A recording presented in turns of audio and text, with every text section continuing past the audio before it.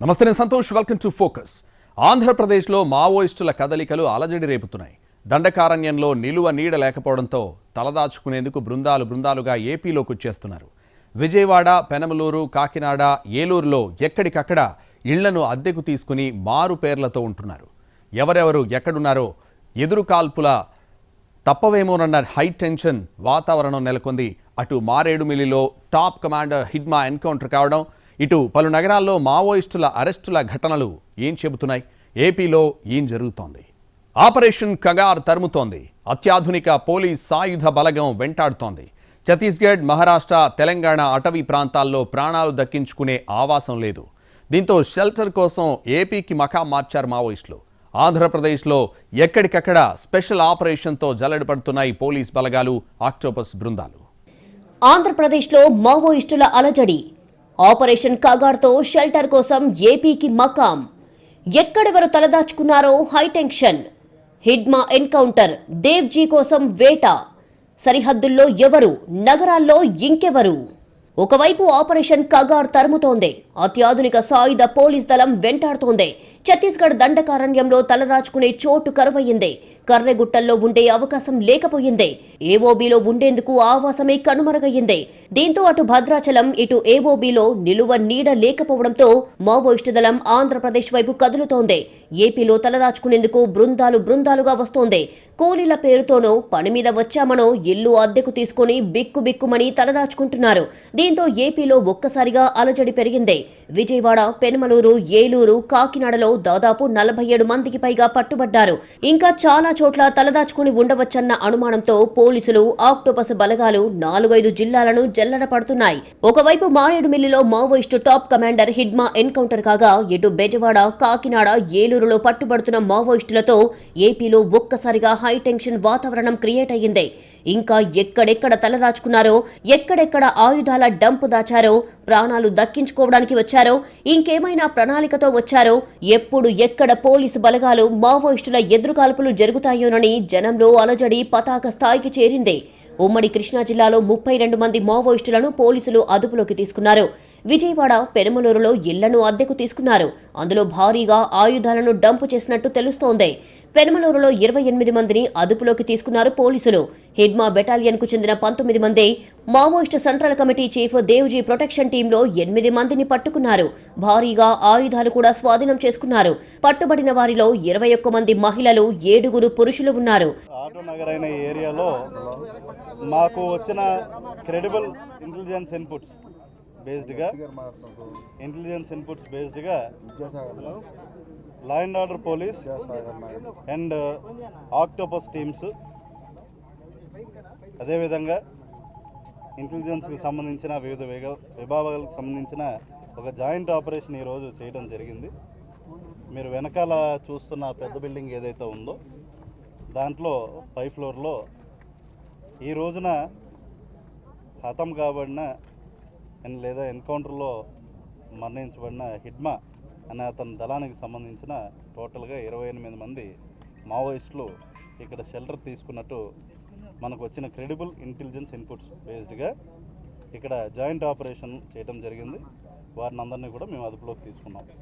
ముఖ్యంగా దీంట్లోకి తీసుకుంటే the major achievement of AP police ఈరోజు మారేడుమిల్లో హిడ్మా ఎవరైతే టాప్ కమాండర్ ఉన్నాడో అతను ఈరోజు ఎన్కౌంటర్లో మరణించడం జరిగింది. అంతేకాకుండా వివిధ ప్లేసెస్లో సైమల్టేనియస్గా ఏపీలో ఆపరేషన్స్ కూడా జరగడం జరిగింది. మన జిల్లాలో ఆ జరిగిన ఆపరేషన్స్లో కల్లా మన జిల్లాలో మేజర్ క్యాచ్ కృష్ణా జిల్లాలో 28 మంది మావోయిస్టులు మేము పట్టుకోవడం జరిగింది. దీంట్లో ముఖ్యంగా చూసుకుంటే తిప్పిరి తిరుపతి అలియాస్ దేవ్జీ అనే అతను ఈయన మావోయిస్టుల యొక్క చీఫ్, అంటే హీ సెంట్రల్ కమిటీ సెక్రటరీ. అతనికి సంబంధించిన ప్రొటెక్షన్ టీం ఏదైతే 9 మంది protection team, Devji protection team ఉన్నారో వాళ్ళు కూడా ఈ ఆపరేషన్లో భాగంగా మేము పట్టుకోవడం జరిగింది. అంతేకాకుండా మిగిలిన 19 మంది హిడ్మా యొక్క బెటాలియన్ మెంబర్స్. వీళ్ళు ఆంధ్రప్రదేశ్లో అక్కడ ఛత్తీస్గఢ్లో అవుతున్న పరిణామాల నేపథ్యం ఇక్కడికి వచ్చి ఇక్కడ షెల్టర్ తీసుకుంటాం. అదేవిధంగా ఇక్కడ అఫెన్సెస్కి వాళ్ళు ప్లాన్ చేస్తున్నారన్న ఇన్పుట్స్ బేస్డ్గా మేము ఇది ఆపరేషన్ చేసి వాళ్ళని పట్టుకోవడం జరిగింది. పెరమలూరులో మావోయిస్టులు అద్దెకు తీసుకున్న బిల్డింగ్ ఓనర్ పేరు అప్పలస్వామిగా గుర్తించారు. ఆయన విశాఖలో ఉంటున్నారని తెలుస్తోంది. రోజువారీ కూలీలు అని చెప్పి బిల్డింగ్ ను అద్దెకు తీసుకున్నారు మావోయిస్టులు. సుమారు 20 రోజుల క్రితమే అద్దెకు తీసుకున్నారు. వారందరినీ అదుపులోకి తీసుకున్నారు పోలీసులు. విజయవాడ సిటీలోనూ 4 మావోయిస్టులను పోలీసులు అదుపులోకి తీసుకున్నారు. మొత్తం ఉమ్మడి కృష్ణా జిల్లాలో 32 మంది మావోయిస్టులను అరెస్టు చేశారు. వీరంతా కేవలం పట్టుబడిన వారే. కానీ విజయవాడ సిటీ, మిగతా కృష్ణా జిల్లాల్లో ఇంకెందరో ఎక్కడెక్కడ ఏ బిల్డింగ్లో ఏ హోటల్లో తలదాచుకున్నారో తెలియదు. దీంతో పోలీసులు ఆక్టోపస్ బలగాలు బెజవాడ నగరాన్ని జల్లెడపడుతున్నాయి. అనుమానం ఉన్న ప్రతి ఇంటిని చెక్ చేస్తున్నారు. కొత్తగా అద్దెకు వచ్చిన వారెవరెవరు అంటూ ఆరా తీస్తూ తనిఖీలు చేస్తున్నారు. ఎవరెక్కడ ఉన్నారో క్రాస్ ఫైరింగ్ జరుగుతుందోనని బెజవాడ వాసుల్లో ఆందోళన నెలకొంది. ఏలూరులోనూ భారీ సంఖ్యలో మావోయిస్టులను పోలీసులు అదుపులోకి తీసుకున్నారు. దాదాపు 15 మందిని అరెస్టు చేశారు. అల్లూరి జిల్లాలో మావోయిస్టు అగ్రనేత మద్వి హిడ్మా ఎన్కౌంటర్ జరిగిన సమయంలో ఏలూరులో మావోయిస్టుల కోసం పోలీసులు విస్తృతంగా గాలించారు. ఏలూరు గ్రీన్ సిటీ ఏరియాలో 15 మంది మావోయిస్టులు ఉన్నట్లు సమాచారం అందడంతో పోలీసులు అప్రమత్తమయ్యారు. గ్రే హౌండ్స్, ఆక్టోపస్ బృందాల ఆధ్వర్యంలో సంయుక్తంగా ఆపరేషన్ నిర్వహించారు. మావోయిస్టులు ఉన్న ప్రాంతాన్ని చుట్టుముట్టారు. మిగిలిన మావోయిస్టుల కోసం భారీ సెర్చ్ ఆపరేషన్ కొనసాగుతోంది. కాకినాడ జిల్లా కొప్పవరంలో 2 మావోయిస్టులను అరెస్టు చేశారు. Maoist party central committee chief దేవ్జీకి సెక్యూరిటీ గార్డులుగా ఉన్న 2 కొప్పవరంలో ఓ ఇల్లు అద్దెకు తీసుకోవడానికి వచ్చినట్లు సమాచారం అందుకున్న వెంటనే మెరుపు దాడి చేశారు. వారిద్దరిని అదుపులోకి తీసుకుని ఆయుధాలు స్వాధీనం చేసుకున్నారు. దేవ్జీ సెక్యూరిటీ గార్డులుగా పనిచేస్తున్న 2 మావోయిస్టులు రంపచోడవరం ఏజెన్సీ నుంచి కాకినాడ జిల్లాకు వచ్చారని తెలిపారు పోలీసులు. ఆపరేషన్ కగార్ దెబ్బతో అడవిని వదిలి ఏపీలోకి వచ్చారు మావోయిస్టు అగ్రనేతలు. దీంతో కొన్ని రోజులుగా మావోయిస్టుల కదలికలపై పోలీసుల దళాలు నిఘా పెట్టాయి. ఇదే క్రమంలో అల్లూరి సీతారామరాజు జిల్లా మారేడుమిల్లి అటవీ ప్రాంతంలోని టైగర్ జోన్ దగ్గర తెల్లవారుజామున ఎన్కౌంటర్ జరిగింది. ఈ కాల్పుల్లో 6 మావోయిస్టులు మృతి చెందారు. ఇందులో మావోయిస్టు అగ్రనేత హిడ్మా ఒకరు. యాక్చువల్లీ లాస్ట్ కొన్ని రోజుల నుంచి ఇన్ఫర్మేషన్ వస్తున్నాయంటే ఛత్తీస్గఢ్లో ప్రెషర్ అయిన వల్ల ఈ కంపెనీ పర్టికులర్లీ బటాలియన్ నుంచి కొంతమంది, తర్వాత వాళ్ళు లీడర్షిప్ కూడా ఆంధ్రాలో వచ్చి ఇక్కడ మళ్ళీ రివైవ్ చేసి ఇక్కడ షెల్టర్ జోన్గా తీసుకోవడానికి చూస్తున్నారు. So we are watching it continuously. We had a very specific information. ఆ స్పెసిఫిక్ ఇన్ఫర్మేషన్ మీద నిన్న మన ఆపరేషన్ లాంచ్ చేయడం జరిగింది. నిన్న ఆపరేషన్ లాంచ్ చేస్తే ఈరోజు మార్నింగ్ అరౌండ్ 6:37 మధ్యలో 6:40, 6:50 మధ్యలో ఎదురు కాల్పులు జరిగింది. దానిలో తర్వాత చూస్తే 6 మావోయిస్ట్ డెడ్ బాడీ దొరికింది. తర్వాత వెరిఫై చేస్తే మాడవి హిడ్మా మన సిసి మెంబర్, అలాగా 1st బటాలియన్ కమాండెంట్ ఆయన బాడీ కూడా దొరికింది. ఆయన భార్య రాజే, ఆమె కూడా దానిలో ఉన్నారు. ఆంధ్రప్రదేశ్లో ఒక్కసారిగా మావోయిస్టుల అలజడి పెరిగింది. 5 జిల్లాల్లో మావోయిస్టుల కోసం ప్రత్యేక ఆపరేషన్ చేపట్టారు పోలీసులు. ఆక్టోపస్, గ్రేహౌండ్స్ దళాలు ఎన్టీఆర్, కృష్ణా, ఏలూరు, కాకినాడ, అల్లూరు జిల్లాలో మావోయిస్టుల కోసం స్పెషల్ ఆపరేషన్ చేపట్టారు. మావోయిస్ట్ టాప్ కమాండర్ హిడ్మా భద్రతా దళాలకు ఎలా చిక్కాడు? బెజవాడలో అరెస్ట్ అయిన మావోయిస్టుల మారేడుమిల్లి ఆచూకీ చెప్పారా? లేదంటే విజయవాడలోనే హిడ్మాను పట్టుకుని మారేడుమిల్లికి సైలెంట్గా తీసుకెళ్లి ఎన్కౌంటర్ చేశారా? పౌర హక్కుల సంఘాల రైజ్ చేస్తున్న ప్రశ్నలివి. అసలు ఎవరి హిడ్మా? ఆయన ఎన్కౌంటర్ భద్రతా దళాల అతిపెద్ద విజయంగా ఎందుకు అభివర్ణిస్తున్నారు? ఒకవైపు లొంగుబాట్లు, అరెస్టులు, మరోవైపు ఎన్కౌంటర్లు. హిడ్మా మృతితో ఇక అగ్రదళం కథ ముగిసినట్టేనా? ఎర్రనల దండకారణ్యం ఖాళీ అయినట్టేనా? మావోయిస్టులకు ఇప్పుడు తగిలిన దెబ్బ కోలుకోలేని దెబ్బ. 50 ఏళ్ల సాయుధ ఉద్యమానికి ఇది భయానక దెబ్బ. అగ్రనేతల లొంగుబాట్లు, ఎన్కౌంటర్లు సాగుతున్న టైంలో చివరి టాప్ కమాండర్ కూడా ఎన్కౌంటర్ అయ్యాడు. గెరిల్లా దాడుల వ్యూహకర్త, యుద్ధ నైపుణ్యాల్లో దిట్ట, దండకారణ్యం అణువణువు తెలిసిన కమాండర్. ప్రత్యక్షంగా పరోక్షంగా దాదాపు 200 మంది పోలీసుల మృతికి కారకుడు. కగార్ దెబ్బకు చెల్లాచెదురై చివరికి encounter. Madvi Hidma alias Vilas Hidma Santosh Maoist దళంలో టాప్ కమాండర్. 2 దశాబ్దాలుగా పోలీసులకు కొరకరాని కొయ్య. పోలీసులకు మించి వ్యూహాలు రచించడంలో దిట్ట. ఒక్కసారి ప్లాన్ వేస్తే తిరుగుండదు. గెరిల్లా వార్కు మారుపేరు. తనకున్న మాస్టర్ మైండ్తోనే బలగాలను చంపేశాడు. బలిమెల లాంటి ఘటనలు ఆయన వేసిన ప్లాన్లో భాగమే. పార్టీని విస్తరించడంలో తనకు తానే సాటి.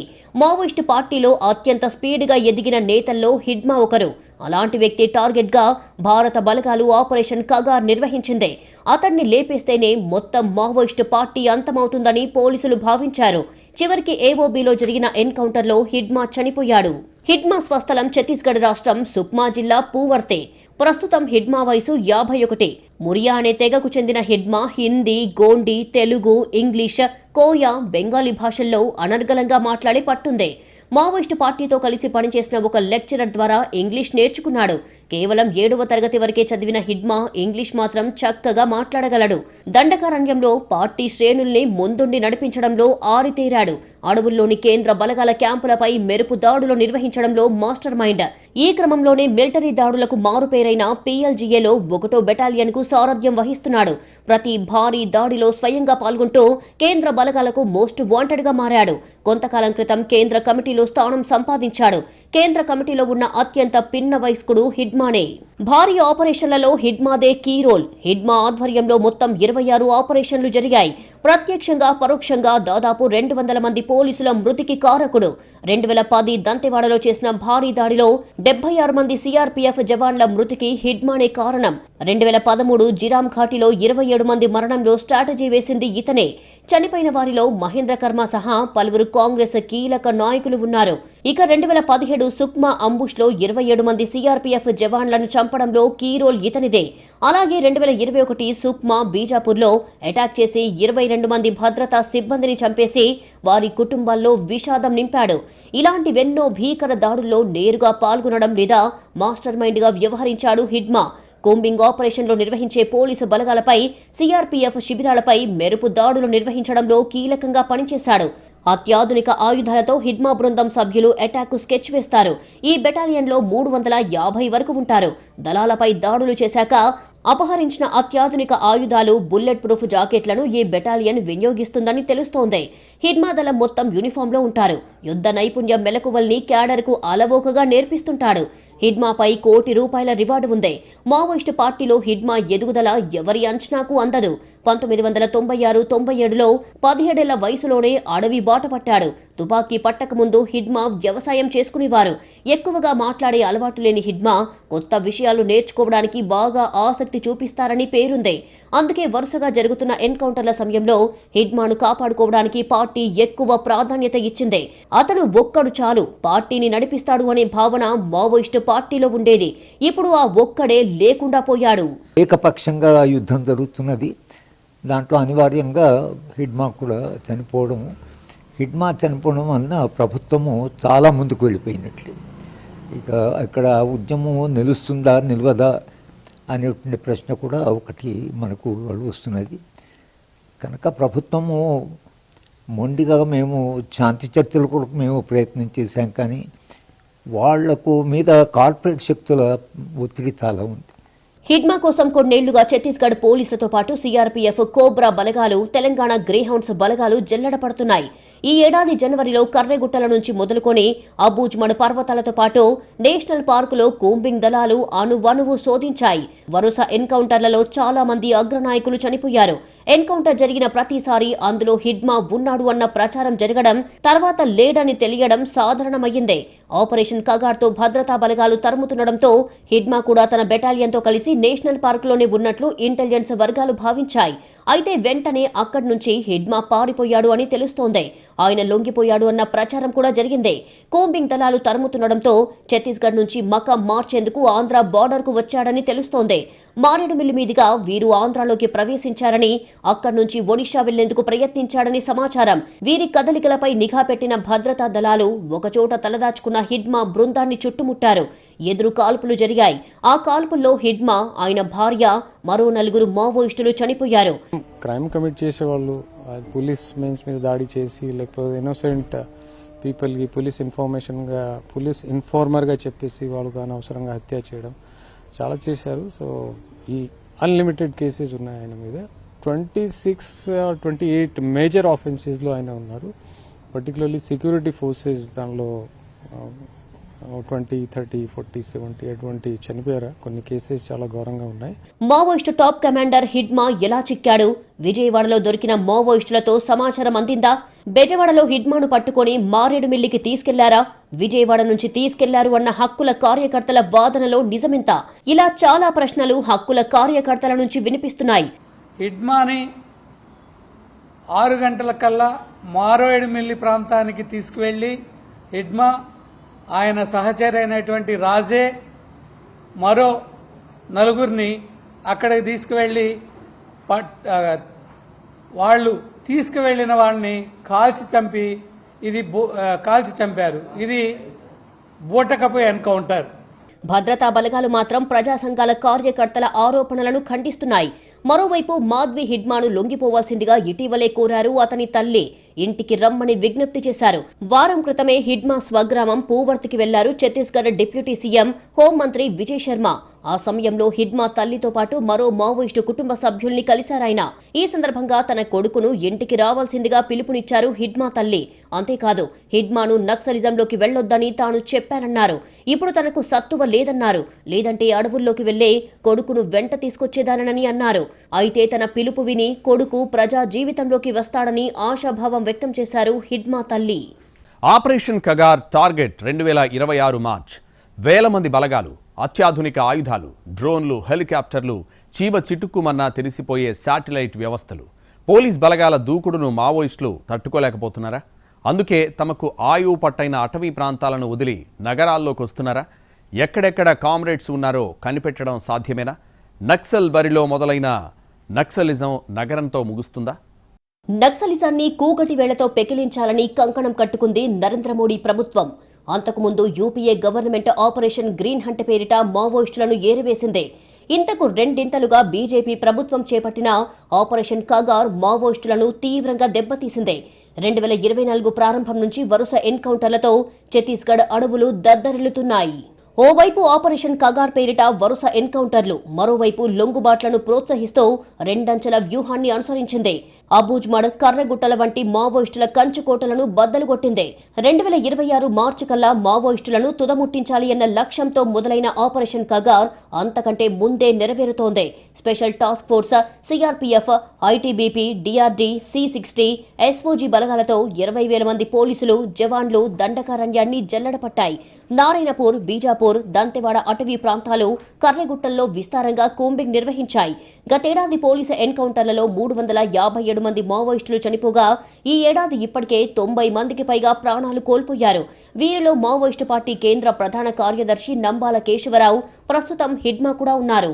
మరో 420 మంది మావోయిస్టులు పోలీసుల ఎదుట లొంగిపోయారు. వీరిలో 2 కేంద్ర కమిటీ, 3 రాష్ట్ర కమిటీ సభ్యులు ఉన్నారు. ఇప్పుడు విజయవాడ, పెనుమలూరు, కాకినాడ, ఏలూరులో దాదాపు 47 మందిని పోలీసులు అదుపులోకి తీసుకున్నారు. దాదాపు 4.5 దశాబ్దాల పాటు ఉద్యమంలో ఆరితేరిన పొలిట్ బ్యూరో సభ్యుడు మల్లోజుల వేణుగోపాల్, సుమారు 35 ఏళ్ల పాటు ఉద్యమంలో పాల్గొన్న మరో అగ్రనేత ఆషన్న లొంగిపోవడం, ఇప్పుడు హిడ్మా ఎన్కౌంటర్ కావడం ఆపరేషన్ కగార్ క్లైమాక్స్ కు చేరింది అనడానికి సంకేతం. నక్సలిజం 50 ఏళ్ల క్రితం వేరు, ఇప్పుడు వేరు. సామాజిక, ఆర్థిక, రాజకీయ పరిస్థితులు మారాయి. జనాల ఆశలు, అవసరాలు ఈ ఏఐ యుగంలో చాలా చేంజ్ అయ్యాయి. అత్యాధునిక ఆయుధాలు, డ్రోన్లు, శాటిలైట్ సహకారం, నలుదిక్కులా చుట్టుముట్టడం, హెలికాప్టర్లు, భారీ వెహికల్స్ సాయంతో ఒక్కో ప్రాంతాన్ని స్వాధీనం చేసుకుంటూ ముందుకు సాగుతున్నాయి పోలీసు బలగాలు. దేశంలో 2014లో 126 జిల్లాల్లో మావోయిస్టు ప్రభావిత ప్రాంతాలు విస్తరించి ఉండగా 2024 నాటికి 38 జిల్లాలకు తగ్గిపోయాయి.